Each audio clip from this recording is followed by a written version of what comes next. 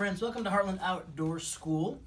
My name is Kendrick, I'm one of the instructors, and we're here today in our bird blind. So here at Heartland, we have a class called Ornithology. That's where we go out, we give all the students binoculars and bird books, and we come out to our bird blind and we just sit here for a while. We discuss the different parts of birds and some of the characteristics that make birds birds, and then we just watch out here as the birds come in and eat. So birds are very, very fascinating animals. They're actually the most visual form of wildlife that humans have to experience. If you think about it, we see birds so often that we usually take it for granted. Imagine driving down the road and you look out your window and you see a giraffe right on the side of the road. You're probably going to react a little bit. You're probably gonna tell everybody in the car, we're all probably gonna stop, take all sorts of pictures of this giraffe sitting on the side of the road. But we see birds on the side of the road every day, and it's still wildlife, but we see them so often, we're so accustomed to them that we don't even think about it anymore. But birds are actually very, very unique, very, very cool animals. And so our bird blind here just allows us to bring guests out here and just kind of slow down and experience birds and get to look at them. We have posters all throughout the bird blind of some of the most common types of birds they're likely to see here at Heartland, especially here at the bird blind. We have things like the state bird of Ohio, the northern cardinal.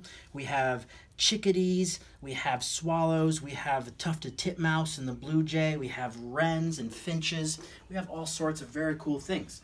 Another thing we utilize out here is an app on our phone. There's a couple different ones, but the one that I prefer to use is called the Merlin Bird ID. So if you have a phone or your parents have a phone, go ahead and download that because it's very, very useful, and it allows you to look up all of the different types of birds in your region. And then you can look at pictures, you can read information, you can see what type of or what part of the year they're going to be in your area, whether they're migrating birds or they're overwintering birds. But one of the coolest things is it also gives you the songs and the calls of those birds, and that's very useful sometimes because a lot of birds are very social, and if they hear their call being sung, they'll actually come in and try to find the bird that's calling that. And so these phones, you can use that call if you're trying to get a particular bird in. If you know it's in your area, you want to see it come in and get a visual on it, you can sometimes hit that song and it might attract them to your area. So real quick, I'm just going to play the song of an eastern towhee, which is one of my favorite birds.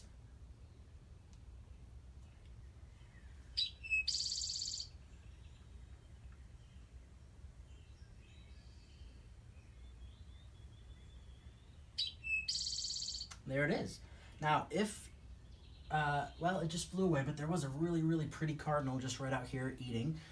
So that's our bird blind. We're actually going to take you outside now, and I'm going to show you one of our newest additions to the bird blind, and that is a wingspan chart that I painted last year that shows you the wingspan comparisons of different birds, and then you can even stand next to it and see how big these birds are in real life compared to you. So follow me. So here we are outside of our bird blind.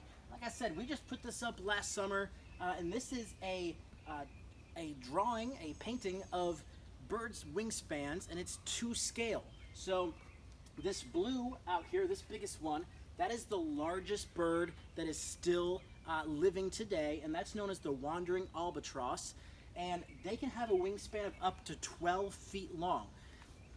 The next one, this yellow one here, that is a bald eagle, and their wingspan can be up to 8 feet. This dark green here is probably one of the most common types of birds you'll see soaring up in the sky in Ohio. That's a turkey vulture. They have a wingspan of 6 feet. This white one here, if you like to go up north to Lake Erie or to any coastal region, you're going to see lots of seagulls. They have a wingspan of 3 feet. And then this black one right here in the middle is a sparrow, and they have about an 8-inch wingspan. So that shows you all different sizes of birds and their wingspan. And so when guest groups come and the students come, they can actually stand right up here, right in the middle, and they can test out their wingspan to see where it's at. So a good rule of thumb is your wingspan, the span between your fingertip to fingertip, is going to be about the same as your height. So if you are 5 foot tall, your wingspan is going to be 5 feet. So as you can see, I am just shy of that 6-foot turkey vulture because I'm about 5'7", 5'8". So I am not even as big as a turkey vulture. So next time you see a turkey vulture up in the sky circling, you can know that's a very big bird. It looks really small in the sky, but when it's on the ground, if it holds its wings out, it's gonna be as long as someone who's 6 foot tall. So that's a very fun feature we have here at the Bird Blind that our guests and students love to come and use and compare themselves to all of these birds of the world. So get outside. If you have a phone or your parents have a phone, download a bird app. There's all sorts of different ones. Just explore the birds that are in your area. Get a bird feeder out in your yard. You'll be amazed at all the birds, all the different types of birds that come in and will eat out of your bird feeder. They'll eat it a lot, so you'll have to keep buying bird seed every week. But just enjoy having that wildlife so available to you, because not all wildlife obviously comes around humans, but birds, they're always around. You can always see them, so take the time to appreciate them. So I hope you enjoyed this. So for Heartland, my name's Kendrick, and I hope you have a great day.